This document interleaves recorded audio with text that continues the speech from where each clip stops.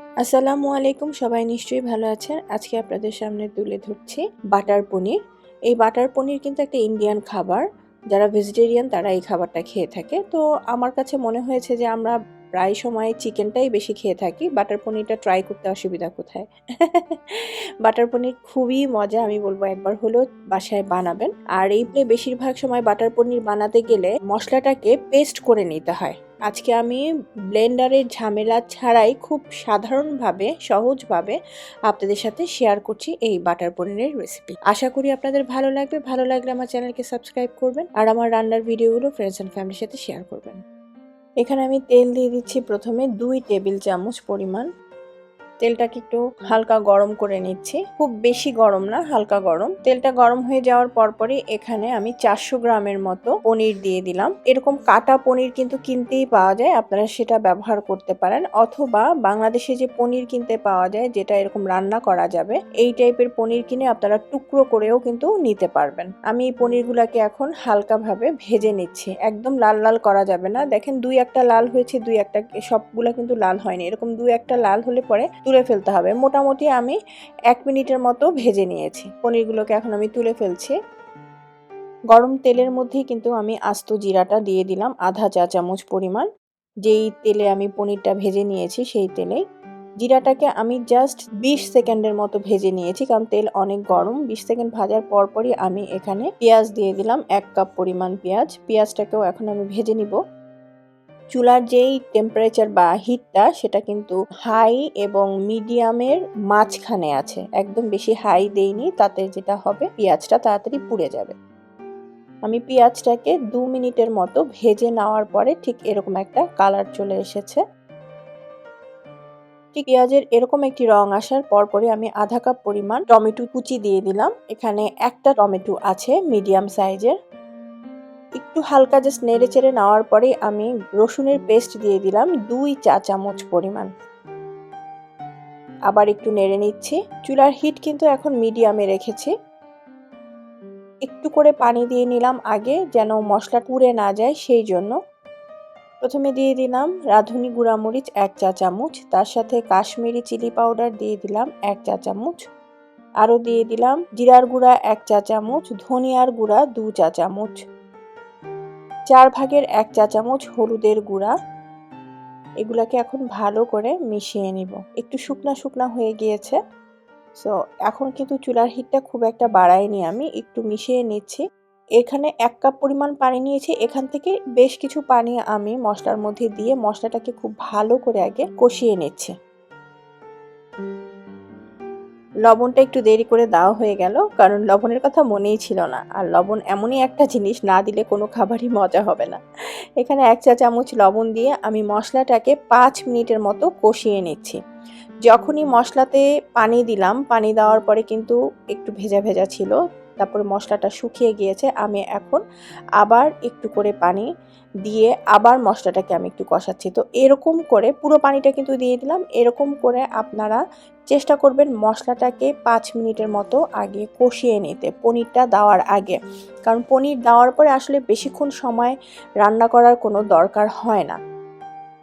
মশলাটা কিন্তু অনেকটা সময় কষানো হয়ে গেছে, আর অল্প কিছুক্ষণের মধ্যে 5 মিনিট হয়ে যাবে। আপনারা হয়তো বলতে পারেন যে মশলা কেন এতক্ষণ কষাতে হবে?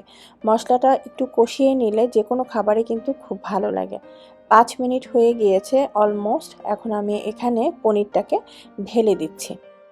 পনিরটাকে ঢেলে দিয়ে আমি একটু নেড়ে চেড়ে নিচ্ছি ভালো করে। এই সময় কিন্তু আবার হিটটাকে একটু কমিয়ে দিবেন। আবার মশলাটা যখন কষাবেন তখন কিন্তু টেম্পারেচারটা একটু বাড়িয়ে কমিয়ে তারপরে মশলাটাকে কষিয়ে নিতে হবে। এখানে এখন আমি এলাচ 4টা দিয়ে নিয়েছি। এলাচের মুখটাকে একটু ছিঁড়ে নেবেন, তাহলে ঘ্রাণটা খুব ভালো হবে। একটা দারচিনি দিয়ে দিলাম, আর একটা তেজপাতা দিয়ে দিলাম। তেজপাতাটাকে ছিঁড়ে তারপরে দিয়েছি। আর দিয়ে দিলাম 2টো লং। এখন এই সব কিছু একসাথে আবার ভালো করে মিশিয়ে নিচ্ছি। এখনও কিন্তু হিটটা আমি মিডিয়ামে রেখেছি পনিরটা দেওয়ার পরে। শুধু মশলা কষানোর সময় আমি টেম্পারেচারটা হাই এবং মিডিয়ামের মাঝখানে রেখেছিলাম। গরম মশলা দেওয়ার পরে আমি একটু জাস্ট পনিরের সাথে সব কিছু একসাথে মিশিয়ে নিলাম। তারপরে আমি এখানে গরম পানি দিয়ে দিচ্ছি 1 কাপ পরিমাণ। এখন একটু চামচ দিয়ে নেড়ে নিচ্ছি। আর আমি এই পনিরটাকে এখন রান্না করে নিব মিডিয়াম হিটে রেখে। তাতে দেখা যাবে যে পনিরের ভিতরে এই মশলার যে ফ্লেভার বা মশলা যেগুলি দিয়েছি এগুলি সব ঠিকঠাক মতো ভিতরে ঢুকে যাবে। এবং ফুটে উঠেছে, ফুটে ওঠার পরে আমি ঢাকনা দিয়ে ঢেকে রাখছি 10 মিনিটের জন্য। 10 মিনিটের মধ্যে কিন্তু আমি দু একবার ঢাকনা খুলে এই বাটার পনিরের এটা নাড়াচাড়া দিয়ে নিয়েছি। আপনারাও ঠিক তাই করবেন। আর একটু টেস্ট করে দেখলাম যে লবণটা ঠিক হয়েছে কিনা। আমার কাছে মনে হলো যে লবণটা একটু কম, তাই আমি আরও 4 ভাগের 1 চা চামচ লবণ এখানে দিয়ে আবার একটু নেড়ে দিচ্ছি। একটু সময় নিয়ে রান্না করলে এই ধরনের খাবার খুবই মজা হয়। খুব তাড়াহুড়া করে রান্না করে তুলে ফেললে কিন্তু সে খাবার খুব একটা মজা হয় না, তাই আমি একটু সময় নিয়ে রান্না করছি। আরও দিয়ে দিলাম 1 চা চামচ গরম মশলা। প্রায় রান্না শেষের দিকে, তাই আমি একটু গরম মশলাটা এই সময়টাতে দিলাম। দিয়ে আমি আবার একটু নেড়ে চেড়ে দিচ্ছি। এখন দিয়ে দিচ্ছি কাসুরি মেথি 1 টেবিল চামচ। অবশ্যই কাসুরি মেথি দিতে হবে। তার সাথে ক্রিম দিয়ে দিচ্ছি 3 ভাগের 1 কাপ। এই দুটো জিনিস আপনাকে ব্যবহার করতেই হবে। আমি রান্নার যে মশলাগুলো ব্যবহার করেছি অবশ্যই সেগুলি তো চেষ্টা করবেন দেওয়ার জন্য, কিন্তু তার মধ্যে এই দুটো ইনগ্রিডিয়েন্টস কিন্তু খুবই জরুরি। তার মধ্যে হচ্ছে কাসুরি মেথি এবং ক্রিম, এই দুটো জিনিস দিতেই হবে। তা না হলে এই বাটার যে পনির এটা খেতে ভালো লাগবে না। এখন দিয়ে দিলাম আধা চা চামচ চিনি। আপনারা হয়তো বলতে পারেন যে চিনি দিলে তো মিষ্টি হয়ে যাবে। না, চিনি দিলে মিষ্টি হবে না, খুব সুন্দর একটা স্বাদ হবে, মানে স্বাদের পরিমাণটা আরেকটু বেড়ে যাবে। আমি এখন যে মশলাগুলি দিচ্ছি বা দিলাম সবগুলা কিন্তু একটু পর পর, জাস্ট একটা দিচ্ছি একটু নেড়ে চেড়ে নিচ্ছি, একটা দিচ্ছি একটু নেড়ে চেড়ে নিচ্ছি। এখন দিয়ে নিলাম আবার 2 টেবিল চামচ বাটার। বাটারটা একটু নেড়ে নিচ্ছি। এই হচ্ছে মেইন যেই জিনিস, বাটার পনির যেটা বলে, সেই বাটার কিন্তু দিতেই হবে এখানে। আপনারা হয়তো বলতে পারেন যে ঘি কেন দিব না। না, ঘি না, বাটারই দিতে হবে।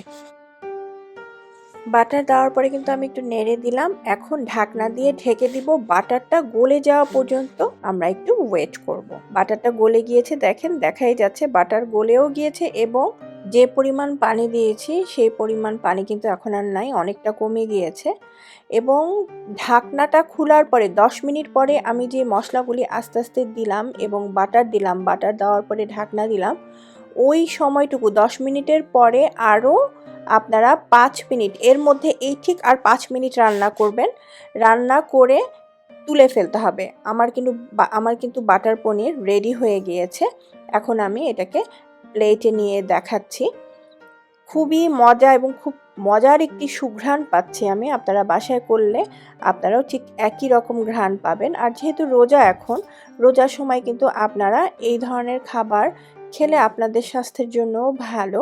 সব সময় আসলে একই রকম খাবার খেতে তো আসলে ভালো লাগে না, তাই একটু ভিন্ন রকম খাবার দেখানোর চেষ্টা করলাম। এটা আমি রোজার সময় রান্না করেছি সেহরিতে খাওয়ার জন্য। খুবই খুবই মজা, বাসায় ট্রাই করবেন। আশা করি আপনাদের কাছে ভালো লাগবে। আর রান্না কিছু দেখতে চাইলে, মানে নতুন রান্না কিছু দেখতে চাইলে আমাকে কমেন্ট সেকশনে কমেন্ট করবেন। আর আপনারা অবশ্যই বাসায় এটা ট্রাই করবেন। কেমন হয়েছে আপনারা রান্না করে আমাকে কমেন্ট সেকশনে কমেন্ট করে জানাবেন। সবাই ভালো থাকবেন। আজকের এই বাটার পনিরের রেসিপির আয়োজন এখানেই শেষ করছি। আল্লাহ হাফেজ।